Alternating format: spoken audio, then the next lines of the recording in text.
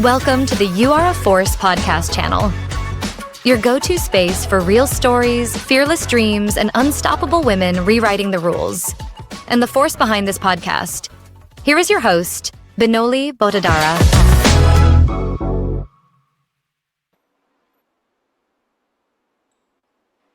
Hi everyone, welcome to You're a Force, a podcast where we celebrate women who just don't challenge the status quo, but they actually break barriers, create opportunities for others. And I'm your host Binoli Botadara, and I have someone very special today. Did you know that globally women founders only receive 2% of the venture capital funding? And my guest today has actually beaten all the odds and redefined them. Perhaps more than 2%, she has actually made an impact at a larger scale. Before the age of 30, she had actually built 3 technology companies, achieved a successful software exit led by venture-backed business, and also one of the few women globally to actually raise venture capital. She has been recognized as a LinkedIn Power Profile, a Mercedes-Benz brand ambassador, honored by Cartier Women's Initiative, and also she is an advisor to Fortune 500 companies, governments, and ambitious founders on Fortune of Innovation and Artificial Intelligence. And her work has also been accelerated through Microsoft programs, and she has actually technology across the United States, Europe, and Middle East. So it is my absolute honor to have someone who is an entrepreneur, investor, AI strategist, and actually a true force to reckon with. So without a further ado, please welcome Thea Myhrvold. Thea, thank you so much for being on You Are a Force. Thank you so much for having me. Excited to be here. It's so amazing. And before we jump onto the world of Thea, I want to know what's the secret of that yellow blazer. And that's the reason I'm also wearing a bit of yellow in my wardrobe. So I love the touch of yellow. It's so interesting. Yellow is such a happy color. It's one of those easy to spot colors. And because of our brand, Get B, so our B2B software company is called Get B, as in the bumblebee. So I thought, wearing a color that is so striking like yellow, I'm easy to spot at conferences and events and when I'm speaking, and easy to recognize. And, it's happened to me many times when I'm at events or I'm at conferences. People are not really sure, like, is that her? Is that not her? But as soon as they see the yellow jacket, they're like, oh, yellow jacket, I know it's you. So it's a great sort of color to have at events because A, it's easy to spot. And then B, if people are not 100% sure if it's you, but you wear something that's so memorable, it's easy for people to come up to you. It's an icebreaker. It's an easy conversation starter. And just, again, it's memorable. So that's why I've decided I have many yellow jackets in my wardrobe. I have yellow sneakers, yellow, lots of different yellows. So it's a good color to wear and it's memorable and it's one of those sort of marketing tricks that just work. Yeah. I love that. And it does actually work because when I could think of you, the yellow definitely comes into my mind when I would, do your research and everything. And therefore, I just have a jumper in yellow color or shoes, but I did not have anything. So I was like, oh, this is my only pop of yellow. So I love that. I love that. yeah. Yeah.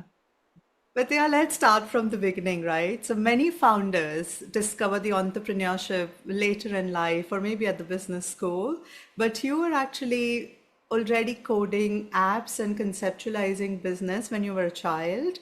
So I'm literally fascinated by the psychology of that early ambition you had.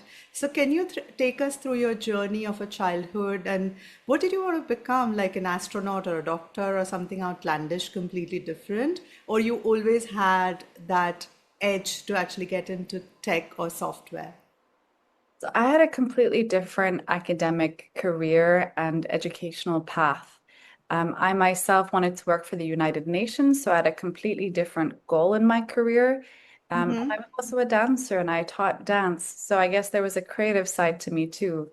But when I was very young, teaching ballet, I had an injury and I decided to keep dance for myself. But I guess that creative spirit and force was still very much alive. But I decided to focus more on my intellectual, I guess, capacity and capability and went on to study international relations and economics with the goal of getting into the United Nations. I'd done my internships at places like Amnesty International, the EU, different NGOs and organizations.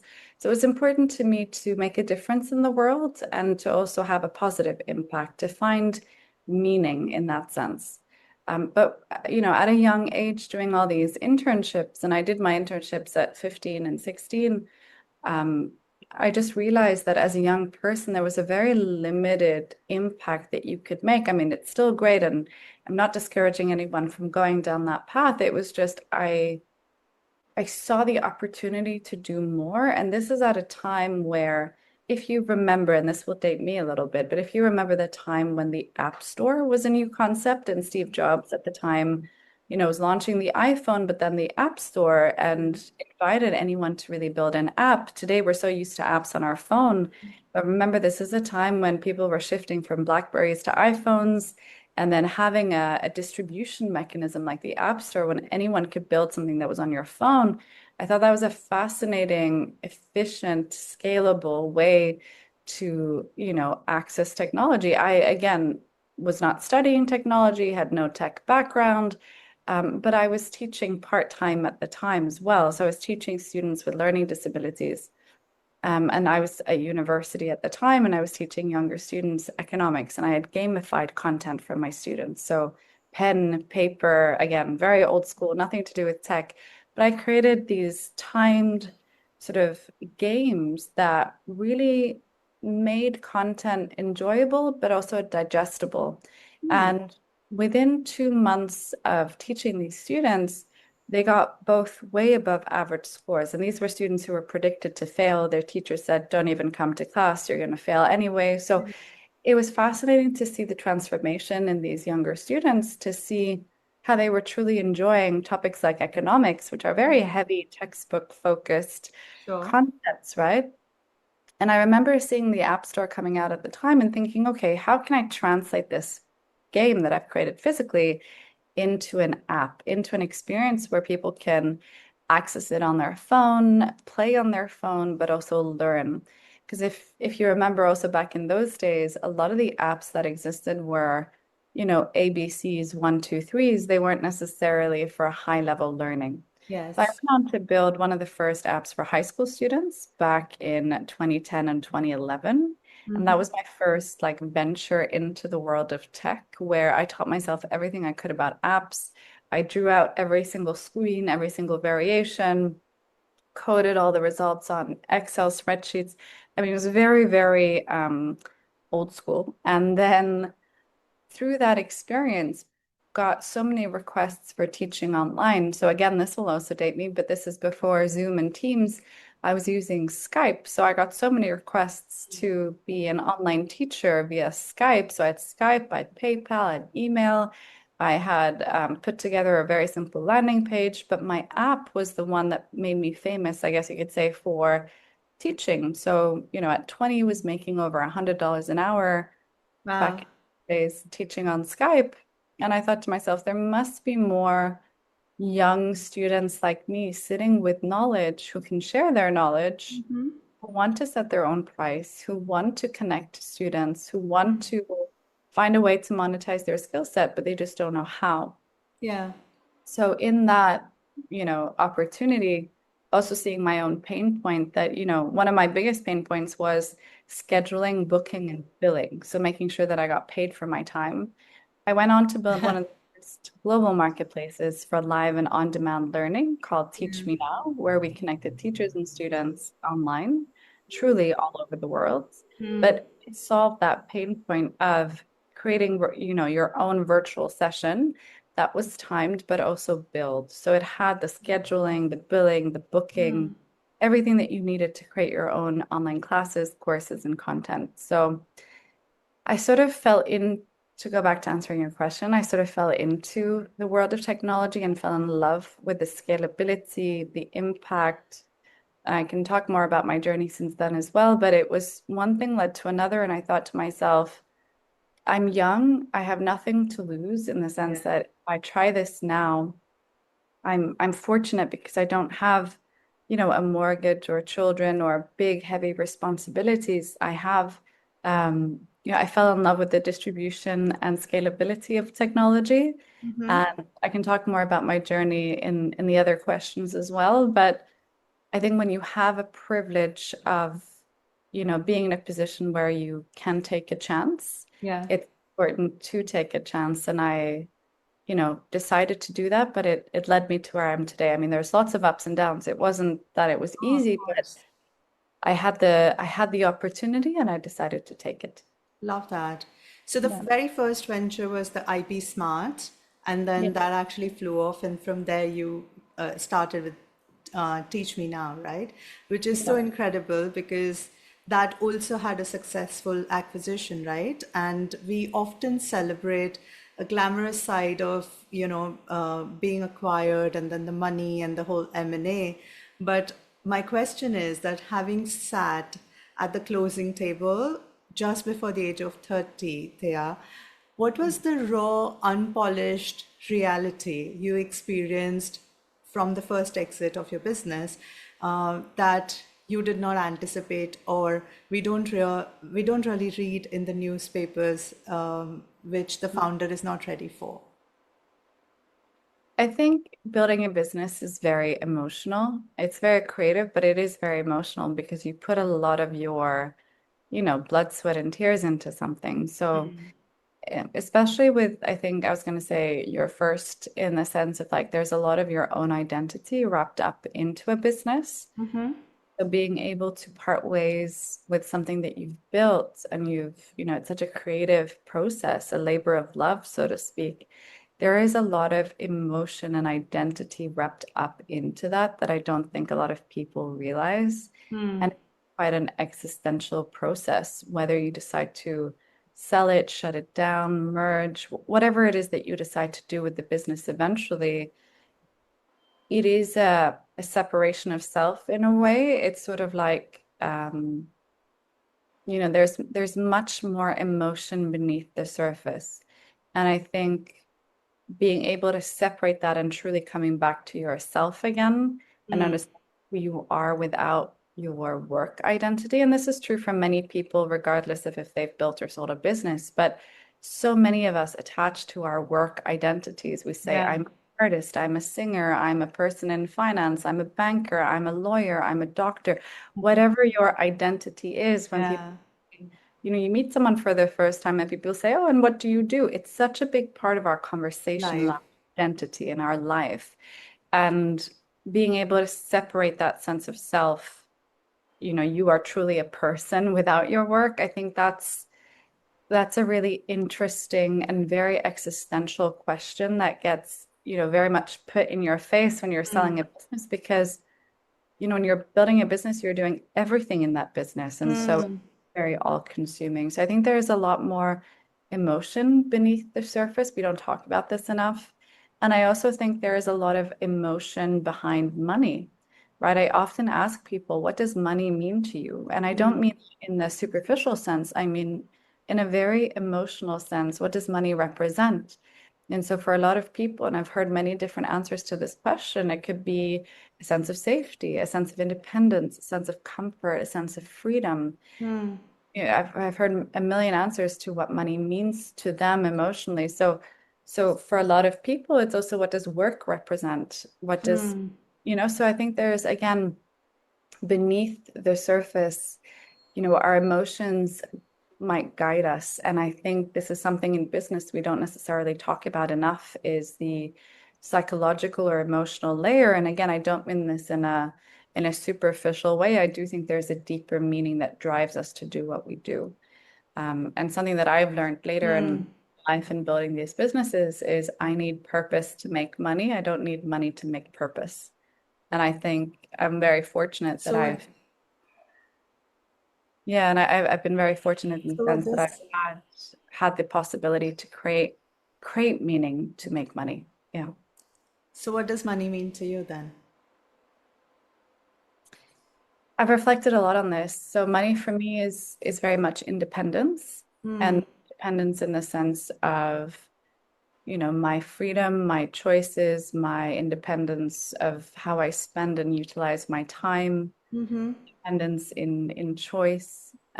It means it means that to me at the moment. So what does it mean when I have it, and what does it mean when I don't have it? And so, yeah, independence is what it means to me.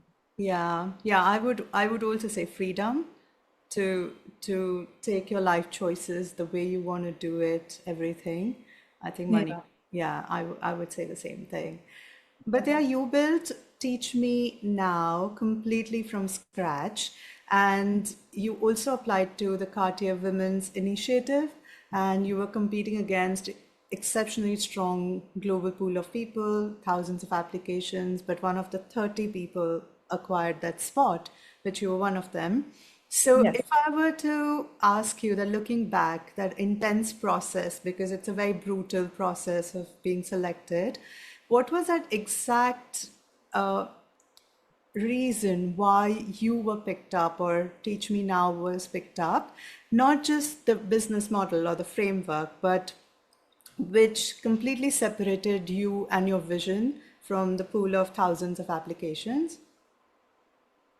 So, for context for people listening, the Cartier Women's Awards is under Cartier, the brand. It's been going for over 15 years, and it's an amazing initiative and program for female founders or majority-owned founders that have impact-related or social entrepreneurship businesses.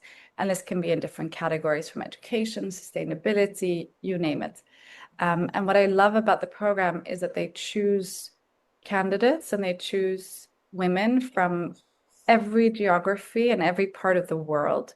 So you truly have representation and diversity. From that perspective, I'm very grateful because we were able to also represent in the category for the Middle East, so MENA, Middle East and North Africa, um, and met some incredible women from all over the world, from Brazil, from the US, from Africa, from Asia. I mean, incredible, absolutely incredible. So for us, I think we were at a moment where we were building truly one of the first global marketplaces for live learning. So on one side, creating jobs and opportunities, and on the other side, making learning accessible in a very, at the time, new way. This wasn't done in this way before. So again, this is pre-COVID, so pre-online learning buzz Yeah. that we're now used to. This is back, we started in 2014. And, you know, again, pre-pandemic, online learning was still very much, although it had been around, it was still a growing, fairly new concept. So Yeah. having something that was coming out of the Middle East and something that was very important to me, especially at the time, was creating something positive for, but also from the Middle East. And I myself am born in Saudi Arabia. I've grown up in the region. And so it was also important for me to create more positive stories for, but also from, and Yeah. narrative coming out of the Middle East that weren't just about, the negative news headlines that we were used to.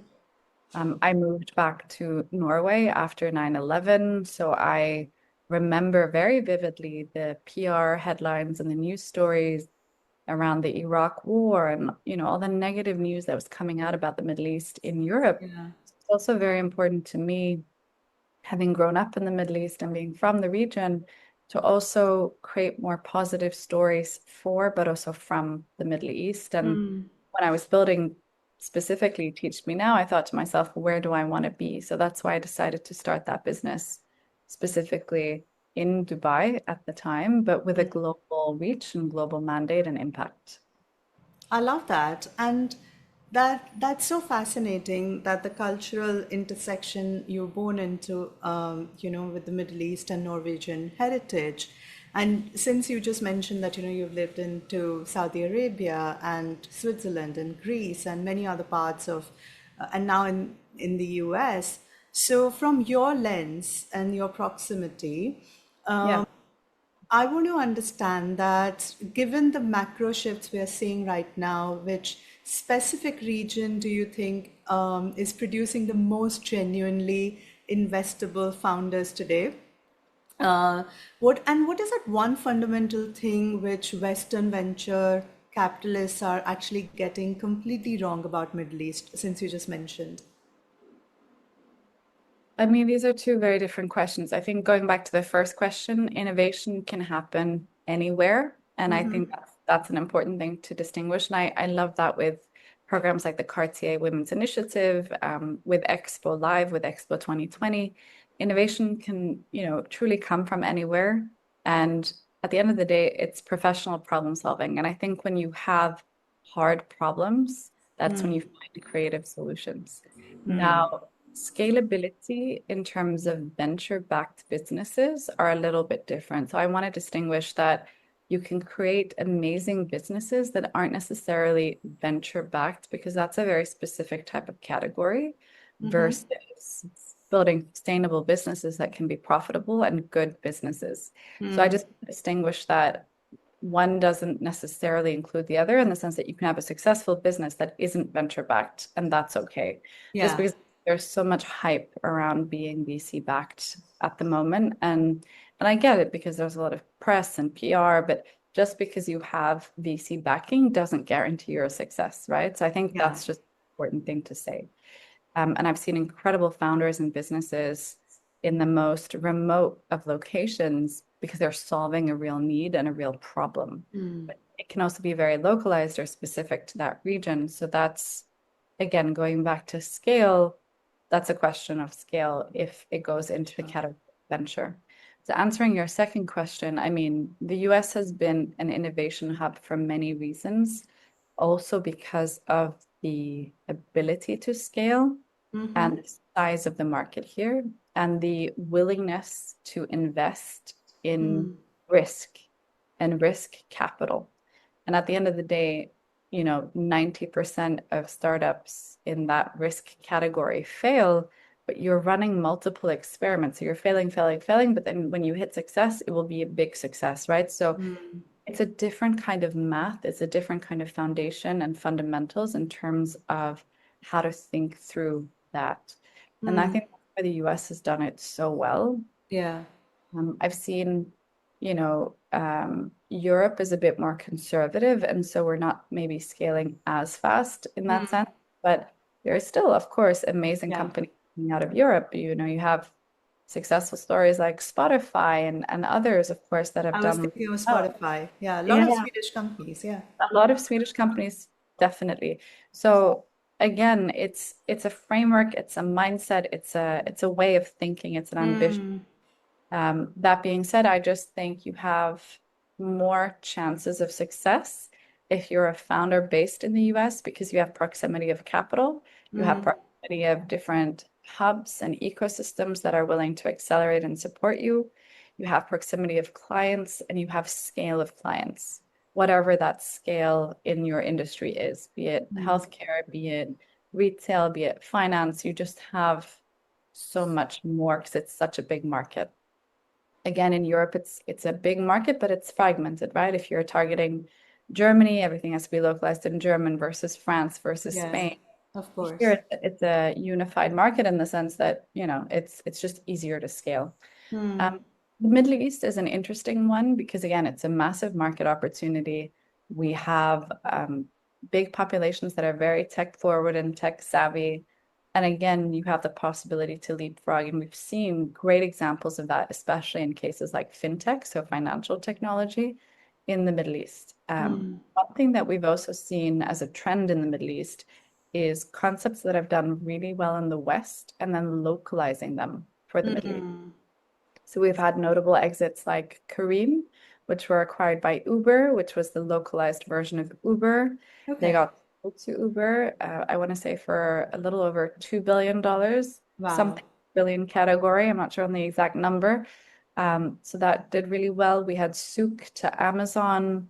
And now similarly, we have our localized versions of Buy Now, Pay Later with companies like Tamara, which is like Buy Now, Pay Later, again, also valued in the billions. So it's interesting to see a lot of very successful both exits and valuations where money is being reinvested into the market in the Middle East, but also top talent is being retained in the Middle East. So I think it's a newer ecosystem, but it's a growing ecosystem. So it's exciting to see the innovation that's happening. And also the key markets like Saudi, it's a massive market where, it's a very young demographic and people are very tech forward and tech savvy. They have multiple devices. So it's an interesting market to also test things in. Same thing in the UAE. You have such a mixed population. Mm, You have, people from all over the world. So it's a great market to launch products and yeah. also have the support of local ecosystem, governments, partnerships. So it's a great ecosystem and a growing one. Mm, That's often misunderstood abroad. So it's mm. exciting to see, these ecosystems also making their mark. Yeah, and it's very interesting when you said that, a lot of local versions of these international companies are great opportunities. Like I come from India. Before I started living in the UK, there are so many versions of the companies which are success in the US or European markets. They, adopt to the regional side and they become like unicorns in no time, and which is so amazing and attractive. And there's something very interesting. I don't know if you've heard of this company called Porter in India. So they have just identified such a small but regular problem which people have. So if I want to pick up something from your place, or I want to drop something from your place, and you live far off or whatever, people usually literally this company just has number of people. So you book point A to point B, someone would come pick up things and drop it at your doorstep. And so it saves so much of time, energy, everything. So it's just literally unbelievable. I think the idea, which otherwise is like a normal thing to do, but like somebody has made a business out of it, which is so cool. Yes. Okay.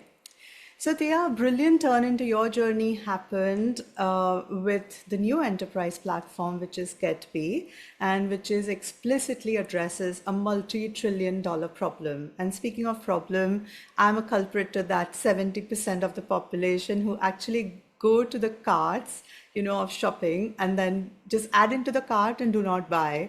And you are addressing that. And so when I was reading about it, I was like, wow, that's such a brilliant idea.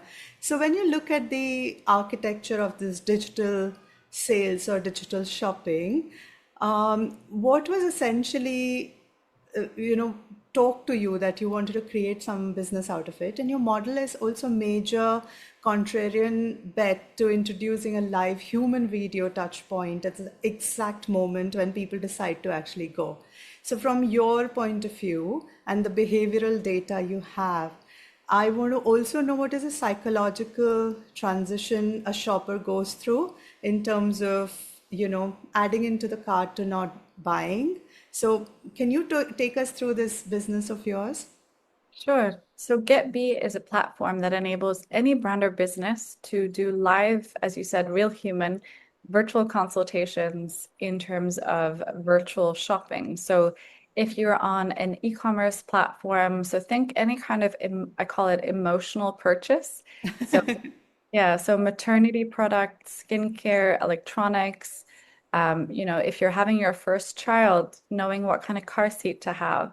If you're very much into, music, buying the right stereo equipment. If you're a sports fan, buying the right kind of sports gear. So it's not just about the price point, it's the emotional value behind buying something. Um, this can also be with jewelry, like let's say you're getting married and you're buying an engagement ring, right? So there's more consideration in the purchase beyond just money. So if you contrary this to like buying your daily supplies of like milk Groceries, or yeah. yes, exactly. So these are different kind of purchasing decisions, and I think that's an important distinction to make. So as shoppers, we research both online and offline, but when we're making a considered choice, like an emotional purchase, often like to talk to somebody in real life. So we like to talk to a real person. And chatbots today, although they can answer a lot of questions and they're good in that research phase, when it actually comes to the decision-making process of purchasing, having a real person confirm or trust that this is the right choice for you can make a big difference. So again, imagine having your first child, not knowing this whole universe of products, but having someone guide you through the purchasing decision to say, no, no, that like based on your lifestyle, based on your need, this is the right product for you, that can actually make a big difference. So we are taking what works offline. Like retailers have known this for centuries. That's Yeah. why people buy from people. That's why retailers invest in store experiences. That's why retailers invest in those categories and training their salespeople well. Mm-hmm. You know, skincare often people who are actually in the sales floor will have to spend months in training before they Training. talk to people. Yes. So again, we're just taking what works offline, but translating that into a seamless digital experience. Start Mm. again then. Yeah. So at Get B, we take what works offline and what retailers have done for centuries, which is people buy from people at the end of the day. Yeah. And you know how it is if you go into a store and you have a great experience and you really trust someone versus going into a store and you have a terrible experience and you really Yeah. don't like someone selling you something, that can persuade your purchasing choice. Mm-hmm. So we work with the brands who truly invest in their people and who have great experiences. We translate that into a seamless online buying journey where you can browse at the comfort of your home, but you can still click and actually virtually shop and talk to somebody at the store. They can show you the products, they can show you around, but also answer any questions that you have. Mm. And you can buy in real time via video. So you have the full end-to-end experience, just like it is being in the store, but at the comfort of your own home. That's such an amazing idea. I could never think of that.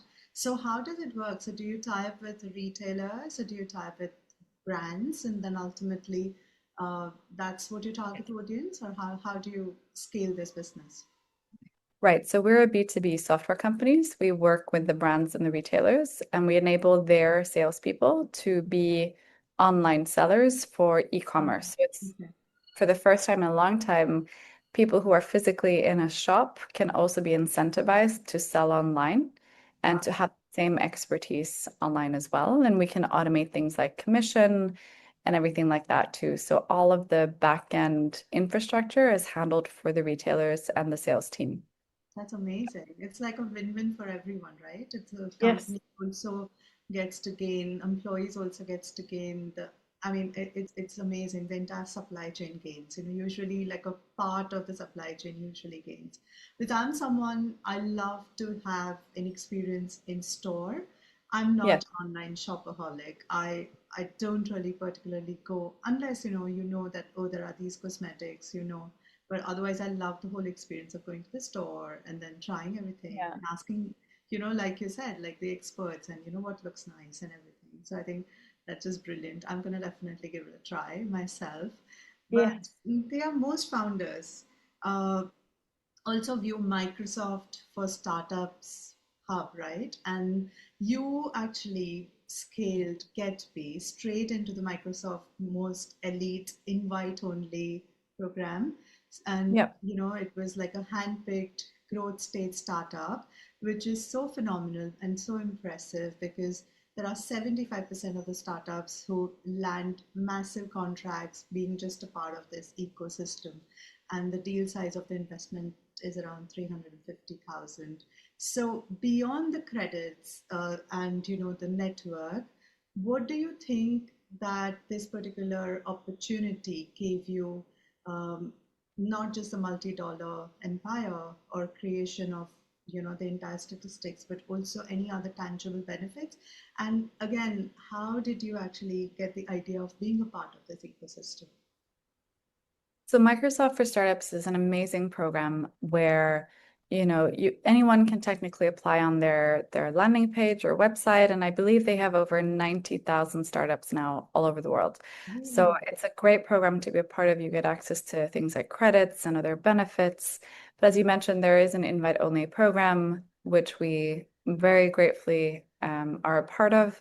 And that is a 2-year go-to-market program where we are actively put in front of our ideal clients, which is also their ideal clients. So it's also a win-win. So any enterprise B2B opportunity, which is also a strategic category for Microsoft, this makes sense for them and it makes sense for us. And the other categories other than retail are things like financial services or healthcare, and they have a few strategic verticals. So it's been amazing to be a part of that program because we also get exposure to major events. We were Hmm. able to be one of the demos at something called NRF, which is the National Retail Federation big show here in New York every January with over 50,000 people. We were at the Microsoft booth as one of the main demos. as a part of that NRF experience with Microsoft. So having that exposure, being able to talk to senior executives at Microsoft, getting the insights that we get from Microsoft, but also co-selling with Microsoft has been an incredible opportunity because it's very different as a startup when you're going alone versus going with the right partner. And so I believe, first-time founders really obsess over product, but second or third or multiple time founders, we obsess over distribution and partnerships because at the end of the day, it's also about getting your product to market is key. So having the right partnerships in place make a big difference. Oh, that's interesting. So, why do you think that the first time founders do not really obsess over the distribution, but obsess over the products? Because we fall in love with product. We fall in love with what we're building, right? And it's just a habit of experience. Because after you've spent enough time in the business, you realize it's not just about product. You can have the best product in the world, but if nobody's buying it, then you don't really have a business, you have a project. And so I think a lot of us, myself included, we obsess over perfecting a product, but we forget at the end of the day that we really need to scale. And so the scale doesn't come from one-to-one conversations. It comes with the right distribution partners where you can have multiple conversations at the same time. Hmm. And so finding the right distribution partners, be it through a platform and a partner like Microsoft or others, whatever that platform is for you, that's what makes a big difference. Hmm. And so something very cheeky what just came to my mind. So when you be a part of these sort of ecosystems, do you fear of getting copied or someone would, try and get your ideas and do something even better? No, I think at the end of the day, everybody has ideas and everybody will always have ideas, and most probably other people will have similar ideas to you. And that's why we have competition and that's healthy. But at the end of the day, execution is everything. And execution, again, isn't just about product, but it's about marketing, distribution, partnerships, price point. I mean, there are so many ways you can Mm-hmm. compete, Mm-hmm. and execution is absolutely everything. And so, five teams can have the same idea, but it's how they execute that will determine if they win. Well said, absolutely.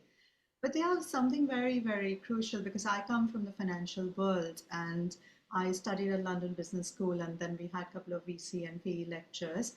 In that, we also studied a lot of data where the female founders are actually disproportionately getting the investment portion, which we spoke about initially, Yeah. 2% or less.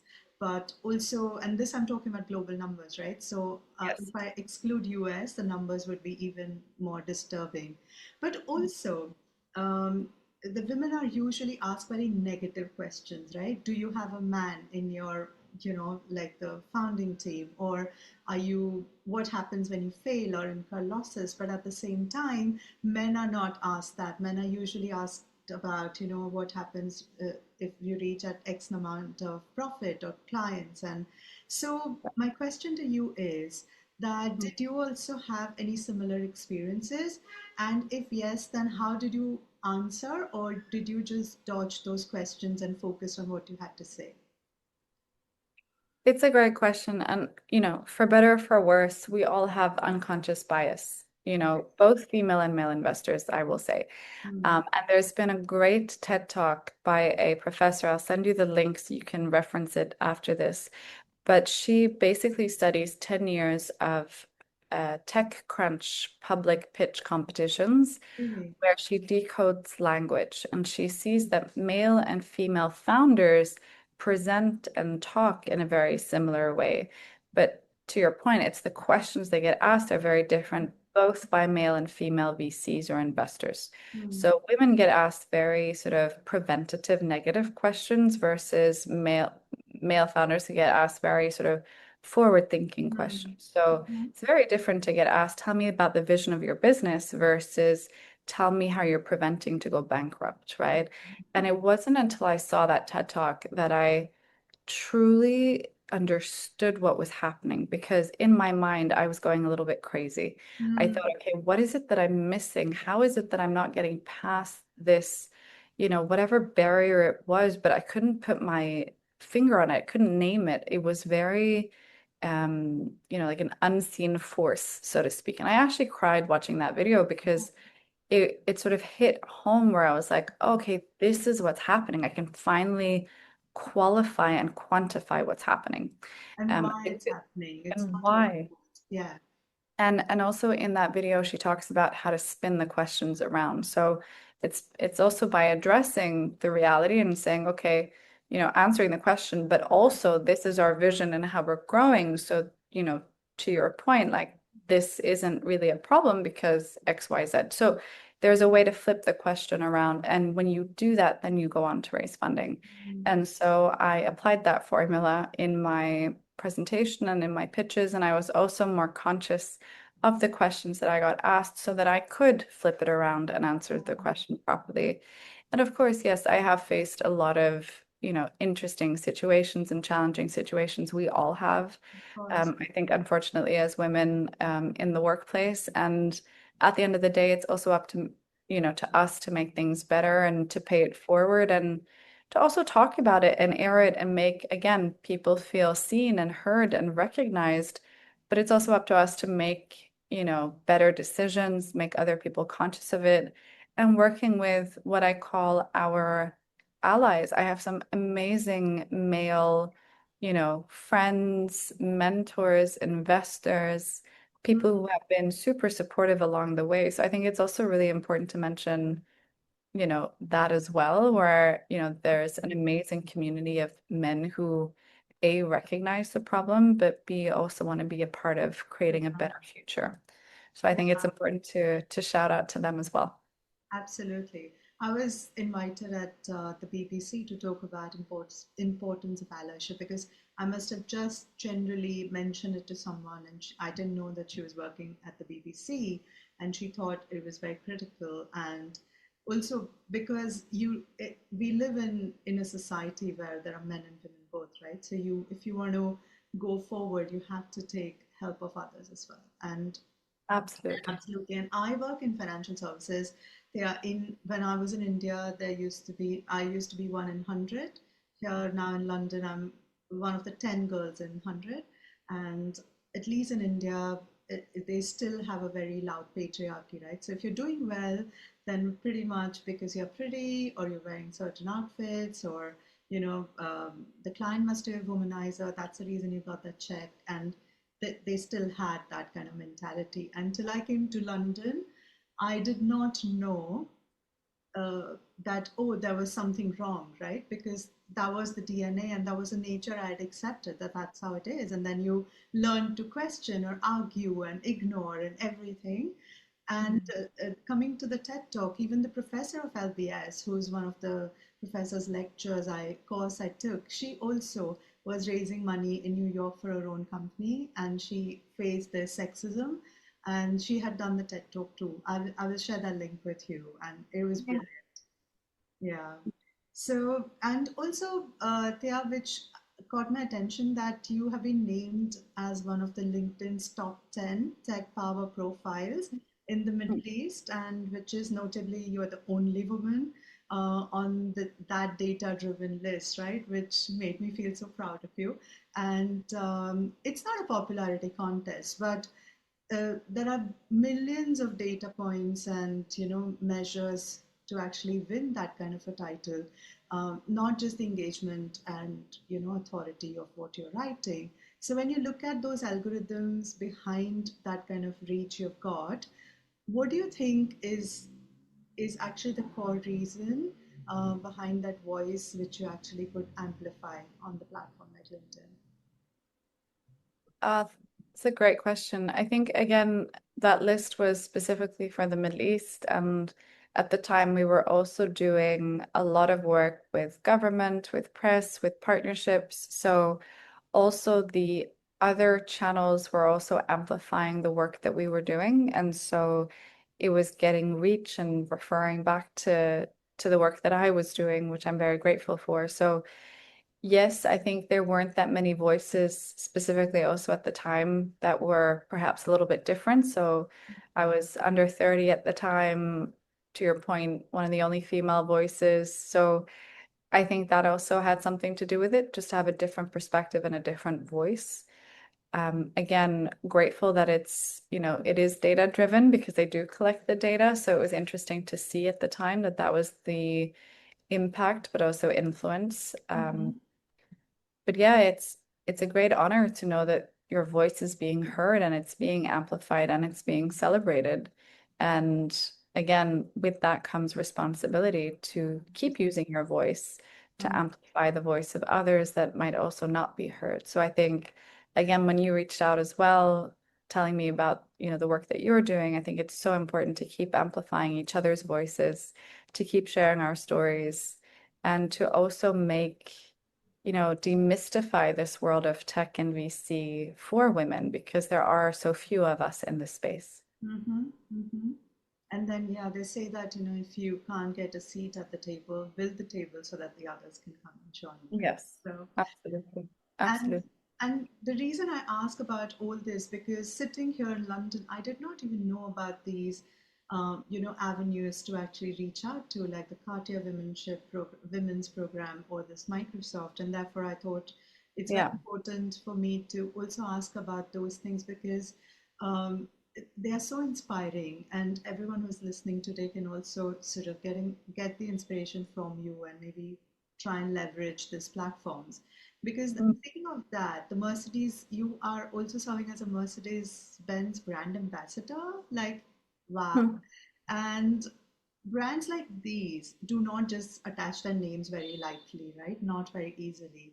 So what did that Mm. partnership actually mean to you, or that change um, of, basically what I'm trying to ask is that what did that partnership actually change for you in terms of not just the access or just the perception of your brand, but also something more tangible or untangible benefits you see with that association?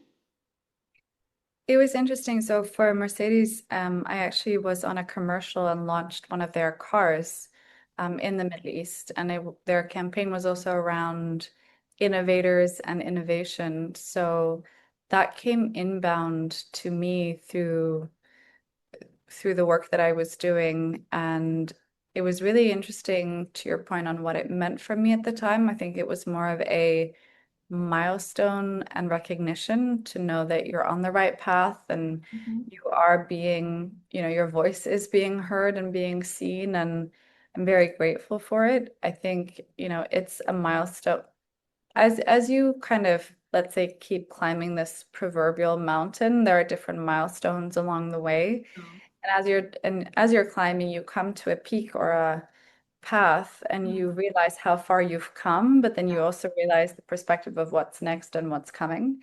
And you Hmm. might see other peaks and other things as you Yeah. climb along the way. So I think also what it taught me is that, nothing is final, nothing is finite. It's just one of many highlights or opportunities Mm, and also challenges along the way. But yeah. I think behind that scene, there's like 10 other major challenges and, backstories and things that you don't see in Mm, order to get there. And that's equally important to celebrate. I mm, mean, it's important to celebrate both, but I think it's also important to mention that in this world of Instagram and social media, it's so easy to highlight and celebrate the wins. But mm, I think it's really important to be realistic with what's behind those wins and also embrace and celebrate the pain, the struggle, the challenges, so that people don't feel as alone. Because I think in this world of social media and especially these 5-second reels, we feel like everybody's just making it, everybody's just doing the yeah, right thing, perfect. everybody's just figuring it out. And then that in itself can be a lonely feeling because I myself have had so many lonely nights, so many challenging moments, so many existential moments. I've gone through death, I've gone through divorce, I've gone through, very difficult moments building these businesses. And I think it's important to mention that too, just so people also recognize that, there's a duality and there are two sides to this. Mm, That being said, I'm very grateful for having those milestones. Like being recognized by Mercedes and having my own Mercedes commercial. I mean, had you asked me when I was 20, did I ever think I would have my own Mercedes commercial? I probably wouldn't have said yes. So it wasn't necessarily Yeah. an expectation, but it was a great surprise and a great honor. That's amazing because when you were saying, I had so many ideas and thoughts on every point you were making. Because, first of all, you're right, like everyone's journey or the career or the life looks like very picture perfect from far. Like, I have a friend, she's an influencer, and she was visiting me. And while she was coming here to London, she had put like a business class or a first class picture of her traveling, having all the bags and everything. And when she came here, she did not even, except going once at Primark and shopping, she did not do anything because she didn't have enough money. And that just made me realize that, what I see of her on social media is so different from what she is in reality.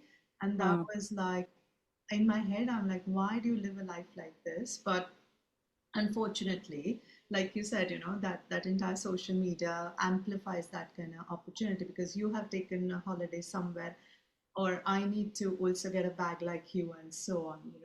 Yeah. And also, I want to double click on the failures and the setbacks you just mentioned. So, I want to ask that, is there any moment which nearly broke you? And it could be personal, it could be professional, because the founder's journey is very lonely. You just mentioned about it. But looking back, you are grateful that that happened, and because it pivoted into something completely different, or it was a blessing in disguise.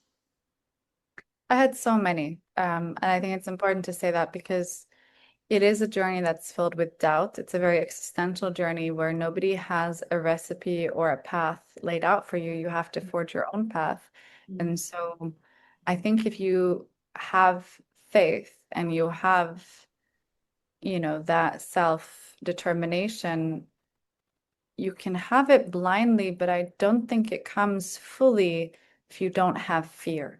You Mm. need to lean into the fear. You need to lean into the insecurity. You need to lean into the dark moments to truly understand the light ones, to truly understand your own path. Mhm. And people who have been through deep struggle, I think, can recognize this because at the end of the day, you can have faith, but if it's blind, it's not fully felt. And I think at the end of the day, for example, in my journey, as I mentioned, I've been through death. My father had Parkinson's for 15 years, so he had it when I was very young. He was in and out of the ICU and he was in and out of intensive care and dying for a very long time. And that was very difficult also during COVID. And so, dealing with mortality and death, it's also a very existential process and grief. Grief is a very sobering state that is a fast track to truth, like what truly matters when you see someone on their deathbed. And, it's a process. And so that almost broke me. I mean, I definitely broke down in that process because, again, I'm so grateful that he was my father and I had so much love for him. And I'm very grateful to have had a beautiful relationship with him. And that very much shaped a lot of who I am in my journey in the sense of, as I said before, I need to have meaning to make money. My time is so valuable to me. And his Parkinson's, and for those who don't know what Parkinson's is, it's a very degenerative, slow disease that does not get better with time, but it makes you very slow. And so from a very young age, I truly valued time. And so I was very conscious of how I spent my time and was very intentional with my time. And so what I'm trying to say is these challenging moments, these quote unquote, maybe what is perceived as negative things that happen in your life, I think everything is a gift indirectly or directly. And every form of redirection is some form of protection. Let's say an investor doesn't invest, you know, maybe that's a blessing in disguise because they're not the right investor for you and they might be very difficult down the line. Yeah. So at the end of the day, what might seem devastating or might seem really difficult, everything has a blessing. And I think there is a growth mindset, there's a learning mindset that entrepreneurs need to embrace very early if you're going to be on this very humbling journey where everything is a learning opportunity. What is this moment teaching me? What is this person teaching me? What is this conflict teaching me? What is this Yeah. situation, whatever the situation is, what is this teaching me? Because at the end of the day, your business is your ultimate teacher. It will expose your weaknesses, it will expose your insecurities, it will expose your strengths, the Mm. strengths you didn't even know you had when you need them. Everything. It's an amazing teacher. And so embracing the uncertainty is hard. Embracing failure is hard. Embracing those existential moments is hard. And trying to find some sense of balance is hard because it is an obsessive state to be in when you're building a business. It's a very creative process. You're creating something out of nothing. You're creating processes. You're creating um, structures even within your organization, not only your product. So that it's a full-on immersive creative experience where you are also challenged with the realities and bound to the realities of life. You have family, you have friends, you have your own health, you have your own sleep, you have your own constraints that you also need to think about. So it's a very interesting balance. And so to answer your question, I mean, it breaks you all the time, but that's a part of the process because that's the only way to evolve and to get better. And I think it's also about embracing that you know, this is your life. And so there's also a life to live in this process. In the beginning of my entrepreneurship journey, I was very obsessively sort of escaping in work. And I think that's not necessarily a healthy balance to have to the point where I had to take a break. I was forced to take a break health-wise. And I also needed to recalibrate for myself. And then other things also happened, like my father getting worse and, he was dying. And so again, it puts a lot of life into perspective. So whatever is right for you is right for you. Everyone's on their own journey, but embracing those difficult moments as either blessing in disguise or learning opportunities, it's important to talk about as well. Thank you so much for being so candid. And I mean, I got chills in my entire body when you were talking about certain things. And no, it genuinely means a lot for you to share this because, like you said, it's very critical.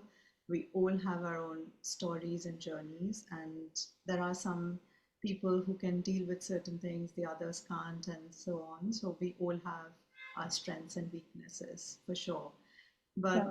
But accepting the reality and dealing with it, I think that's the only way you can survive in this world. But I want to go on to asking completely about your passion, which is artificial intelligence. And I can't say passion, but you're making your career out of it. So everyone is talking about what's uniquely, I mean, AI is going to replace everything, AI is going to replace all the humans. But what is unique human skill, according to you, is going to be most valuable because the AI exists. So what AI cannot exist, sorry, what AI cannot replace, but also the human qualities you think will be extremely crucial to survive in the AI. I think we're having this counter reaction to AI now, which is analog or offline experiences. So things like concerts, sporting events, like look at the World Cup. People are so happy connecting in real life. And I think that's really interesting is connection, true connection. At the moment, AI is simulating, and I use the word simulating, empathy, but it's not truly empathetic. And I think that's the key differentiator.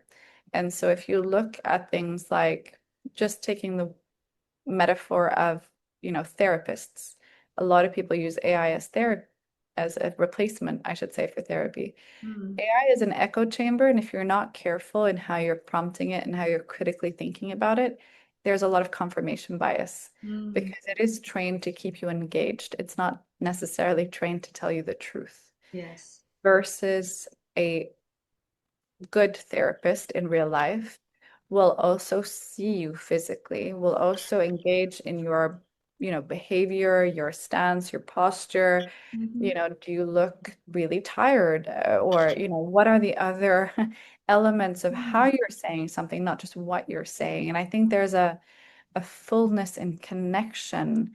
There's a course correction. There's an accountability that, again, human connection has and healthy conflict has that Yeah. AI is still not truly replicating. And I think it's just important, again, for everyday people to be very conscious of how they're using AI and what they're trusting in relation to AI and understanding that this is still very much a technology. Mm-hmm. And again, understanding, critically thinking and understanding the responses that they're getting. Mm. So more than ever, I think human connection and empathy is becoming very critical, and that we're also, you know, spiritually conscious. So whatever spirituality it is that you subscribe to, and maybe you don't subscribe to any form of spirituality, but at least becoming more aware of your own form of consciousness and spirituality, I think is also important. So again, I think everything requires balance, and because we're Mm. tipping so much into the world of technology and AI, it's Mm. very important to have that counterbalance of whatever the offline world also offers, be it connection, spirituality, consciousness, um, again, also experiencing nature, and understanding the real physical world that we're also living in. Yeah. And I think we're going to see a counter correction with more people craving things like going out into nature, Yeah. tourism in different ways, right? So it's going to be interesting. I think we're living in a fascinating time. I think the world is seeing so much change. Mm-hmm. Um, but again, it's also us to create the realities that we want to live in. So we Absolutely. all have to actively participate because AI is also a reflection of us as society and a reflection of our history and the data that we're putting into it. So it's up to all of us, whether we're creating it or whether we're using it or whether we're just participating Yeah. in this world to be a part of shaping the future that we all want to live in. Yeah, and it's so interesting you're saying this. So when I mentioned that, I was invited at the BBC to talk about the importance of allyship. So when I was preparing for my, chat, I actually asked, my first question I asked to ChatGPT was, do you have an ally? And the reply from ChatGPT was that I'm not human, so therefore I don't need an ally. And that was so shocking. And that's how literally I started my conversation at the BBC and that was so interesting. And also when I visited Japan, I'm not sure if you've heard of this hug hotels and cuddle cafes that literally people go for the human touch and people are Yes. so lonely. And I totally resonate with what you're saying that, that cannot be changed by AI for sure. But also, I want to ask you that you are sitting in a cusp of a lot of capital. You have the idea of technology, AI, everything, and you also advise Fortune 500 boards to policymakers. So, from your lens, where do you think that the billions are going in terms of uh, the technology or the research or some sort of innovation? So, 10 years from now, what do you Hmm. think that the founders will be able to win, not just the AI, because AI is an competitive advantage, what used to be the capital earlier. So, where do you think uh, is the massive money going into? It's hard to predict. And again, I don't want to give any false sense of advice. So I can only share my observations. I mean, capital is still very much flowing into the world of AI and AI infrastructure because, again, that's such a paradigm shift in how the world will work and how we will operate and how we will live. Yeah. It's to the level of, how electricity shaped the world, right? Mhm. um, Foundationally, so much will fundamentally shift, I think, in the next 10 years. So that's why I'm saying it's hard to predict. I'm also seeing a lot of very wealthy, but also educated people doubling down on things like longevity, so health and longevity. There's, a lot of these tech billionaires are focused on longevity, so that's very interesting. And I think also with AI, advancements. There's so much in health that can Mhm. be longevity driven and focused. Mm-hmm. But again, my take is the world that we know today will look very different in the next 10 years. So the concepts that we can relate to today, Hmm. it's a paradigm shift in the next 10 years in Absolutely. how we work, how we live, how we connect. And I think that is at the moment very hard to predict. But again, it's up to us how we want to shape the future. Absolutely. But last but not least, Thea, if you were to advise one piece of advice you want to give it to all the women who are listening today, what would it be? Oh, that's a good question. And I need to take my own advice, but I would say trust yourself. I think we have going back into this world of AI, you probably already have the answers if you tune into your own intuition. And if you truly listen, we're very good at negotiating with ourselves and convincing ourselves and going down rabbit holes with Claude or ChatGPT and over analyzing I don't know what. And sometimes, I mean, myself included, get into this analysis paralysis. But I often say this to other people, but again, I need to take my own advice, but it is trust yourself. And I think more importantly, in the world that we're moving into, that critical thinking and trusting your gut and trusting your intuition becomes more and more important. So, if anything, I will leave you with this, and that is to trust yourself. I love that. And on that note, before I let you go, I'm just going to ask very quick rapid fire questions.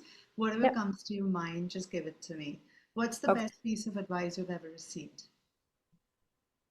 Oh, um, I don't want to say trust yourself because somebody else gave me that piece of advice too, but the best piece of advice I ever received was just to do it. And I think, again, analysis paralysis, it's so quick to not go for something, but yeah, just to do, it sounds so simple, but True. just to try because at the end of the day, what's the worst that's going to happen? Absolutely. If you were to meet 16 years old Thea today, what would you tell her? I would tell her to trust herself. I know how much she doubted herself and how insecure she was and how curious she was about the world, but that things will be okay if she trusts herself. Yeah. And look at you. Oh my God, she would be so proud of you. What Mm. is the biggest mistake first time founders make apart from just being emotional to the product? Hmm. Other than distribution, I would say if you are fundraising, understanding that it's not who you take money from, but who you want to make money for. Because at Mm-hmm. the end of the day, these are long-term relationships. And again, as I said, money is emotional, right? So who you also take money from will also determine your emotional connection to what you're building. If I would give you 100 million today, where will you invest? Where I would invest between AI infrastructure and deep tech around healthcare. So my personal thesis is around AI for humanity, so making the world a better place. But I would also invest in physical experiences that promote human connection. Okay. What is one book you believe everyone should read? I'm reading a very interesting book, and I was slightly offended by the title when somebody offered it to me, but it's called How to Be an Adult. Really? And it's very interesting because it's a connection between spirituality and psychology, but it made me a better person in terms of how to handle conflict in a better way. It's a very short, simple book, but I think everybody should read this at some point. And there's another one that I'm also reading, which is called The Artist's Way, which is a way to tap more into your creativity. Okay, I'm gonna give it a try and I'll tell you how that is. Yeah. Uh, what is that one habit you think has differentiated your success from the rest of the world, and or maybe something which you possess or you have, which actually is the key driver for your success? I'm a deeply curious person. I'm very curious to the point that it's like obsessively curious. And so I'm curious about people. I'm curious about how things work. So I will deep dive into things with curiosity. And I think if you're curious, you stay open-minded. Mm-hmm. In that, there's also a sense of stubbornness and persistence. Yeah. And so, you find a way, you professionally problem solve. But Mhm. I think curiosity and that mindset is key because it keeps you open. And Sure. as I mentioned earlier, even setbacks, if you're curious about the setbacks, what is this teaching me? Why am I triggered? Why am I annoyed? Why am I frustrated? Mm. Is this a pattern? Like there's so much in that curiosity that you can learn. And Mm-hmm. it's not to say that you should only intellectualize things, but if you're curious, you also explore it somatically or physically, or you explore things in many different ways. So stay curious. Yeah. Okay. What is that one self-care routine you swear by? Daily self-care routine. I really try to protect my sleep because I know that if I don't sleep, I don't perform and I don't think at my best capacity. So protecting my sleep is key because I Mm-hmm. also travel a lot jet lag wise. And I would say the second thing is I love to dance. And so dance is also my moving meditation. Yeah. Um, so be it just dancing at home or any form of dance is a form of moving meditation for me. Yeah. Me too. I'm a trained dancer and I can totally resonate with you. It There just we go. makes me so happy. Uh, Yes, good. where do you get yourself informed from podcasts, newsletters, any communities you're a part of? If you can tell us that, we can also be a sponge and maybe absorb from that. There's a few channels that I follow online, a few really interesting tech influencers, be it on Twitter or Instagram or LinkedIn or different feeds. I can share the list of names because I don't remember them on the top of my head. But Mm. I also am curious about talking to people who are at the top of their field in different fields. And I think it's important to get a variety and a diversity of sources Mm-hmm. to also get a pulse for what's happening, not just in the world of tech but also in other areas too, be it art, cinema, music, Yeah, culture, food. yeah, I think sure. that's equally important. Yeah, Yes. And last but not least, what's the best investment you've ever done?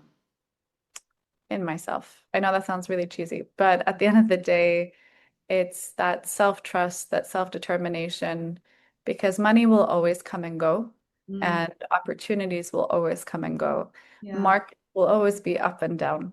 But at the end of the day, knowing and learning to trust yourself to get yourself through anything, going back to things like self-care and making sure that you're taking care of your health, your sanity, your mental health, your Mm, physical health ultimately, you can be rich, but you're not necessarily wealthy. And I think if you live a full life that's true to yourself and you take care of yourself, that's the best investment you can make in your life. that's amazing. That's amazing. And that's what Warren Buffett also says that the best investment you can do is in yourself. So, on that note, Thea, thank you so much for giving us an absolute masterclass of human architecture, tech, machine, AI, and everything in between. And it was so surreal to see your candor and also what you have achieved, but also something where you have tried every possible parameter and sort of community you have created for yourself.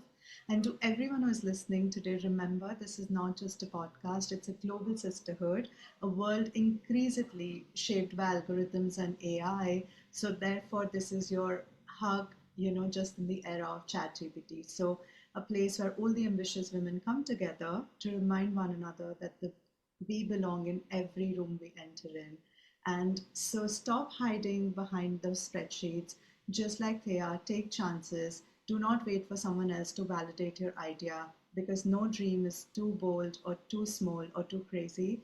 Till the time you do not try, what do you have to lose? So go all out there. Future is is what you're writing, not just what's written for you. So until next time, stay curious, stay powerful. Thank you. Thank you.